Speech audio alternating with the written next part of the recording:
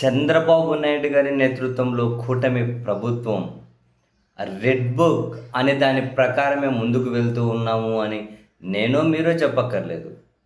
ప్రతిసారి ప్రభుత్వ పెద్దలే ఈ ప్రభుత్వాన్ని వెనక నుండి నడిపిస్తున్నారు అని నారా లోకేష్ గారు పదే పదే చెబుతూ ఉంటారు. ఇంకా కొన్ని పేజెసే తెరుచుకున్నాయి. కొన్ని పేజీలు తెరుచుకున్నందుకే చాలామంది వైసీపీ నాయకులు కేసులు అరెస్ట్లు అయిపోయారు. ఇంకా పేజీలు తెరుచుకోబోతున్నాయని వివిధ సందర్భాల్లో చెప్పారు. ఇప్పుడు మరో పేజీ తెరుచుకుంది. ఆ పేజీలో మాజీ మంత్రి రోజా గారు అండ్ బైరెడ్డి సిద్ధార్థ రెడ్డి వీళ్ళిద్దరూ నెక్స్ట్ రెడ్ బుక్ పేజీలో ఓపెన్ అయ్యారు. బేసిక్గా ఏం చేస్తారు? ఏదైనా ఒక అంశం మీద ఎవరి మీదైనా కేసు పెట్టాలి అంటే, వీళ్ళు ఏమైనా కనుక అవినీతి చేశారని తేల్చాలి అంటే ఫస్ట్ ఏదో ఒక కమిషన్ అంటారు. అంత వీళ్ళ కనుసన్నలోనే ఉంటుంది కదా. ఆ కమిషన్ అవును వాళ్ళు తప్పు చేశారని తేల్చేస్తుంది. తేల్చి వాళ్ళ మీద ఎలాంటి చర్యలు తీసుకోవాలో సిఫారసు చేస్తుంది. దాని ప్రకారం చర్యలు తీసుకుంటారు. ఇవి అక్రమ కేసులు అని చెప్పి ఎవరన్నా అన్నా, లేదు మేమంతకు మేమేం చేయలేదు, చట్టం తన పని తాను చేసుకుంటూ వెళ్తుంది. అదిగో ఆ కమిషన్ వేసాము, ఆ కమిషన్ ఈ నివేదిక ఇచ్చింది, ఈ నివేదిక ప్రకారం చర్యలు తీసుకున్నాము అని చెప్పి చాలా కన్వీనియంట్గా ఒక ఫ్రేమ్వర్క్ రెడీ చేసుకుంటారు. ఇప్పుడు తాజాగా ఆడదాం ఆంధ్ర పేరుతో అప్పుడు మినిస్టర్గా ఉన్నటువంటి రోజా గారు అండ్ శాప్ చైర్మన్గా ఉన్నటువంటి బైరెడ్డి సిద్ధార్థ రెడ్డి 20 కోట్ల రూపాయలు తినేశారు అని చెప్పి విజిలెన్స్ అండ్ ఎన్ఫోర్స్మెంట్ అంత వీళ్ళ పరిధిలోనే ఉంటుంది కదా, వీళ్ళు తేల్చారంట. ఈ మేరకు ప్రభుత్వానికి ఒక నివేదిక ఇచ్చారు.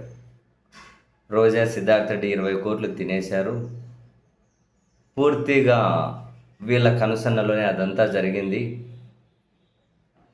అని చెప్పి వీళ్ళ మీద సిఐడితో కానీ లేదా ఏసీబీతో కానీ విచారణ జరిపించాలి, వీళ్ళ మీద క్రిమినల్ కేసులు పెట్టాలి అని చెప్పి వాళ్ళు నివేదించారు.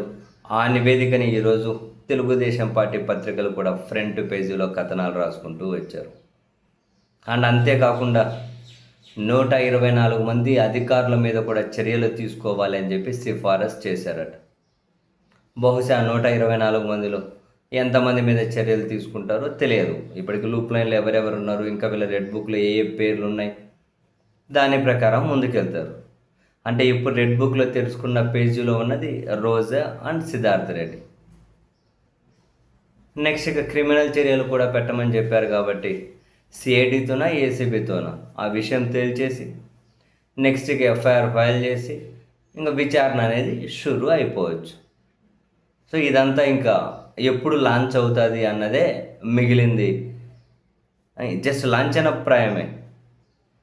దాదాపు ఇంకా వీళ్ళ మీద కేసులు పెట్టకుండా ఏమీ ఆగకుండా ఉండకపోవచ్చు. ఇంకేమైనా ఇంటర్నల్గా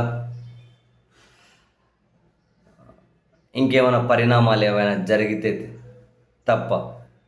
అంటే ఎప్పటి నుంచో తెలుగుదేశం జనసేన పార్టీకి సంబంధించి ఈ నాయకులు, ఈ సోషల్ మీడియా వీళ్ళు కూడా వీళ్ళ మీద కేసులు పెట్టాలి, జైలుకు పంపాలి అని చెప్పి వాళ్ళు కూడా ఎప్పటి నుంచి ఆశలు పెట్టుకున్నారు.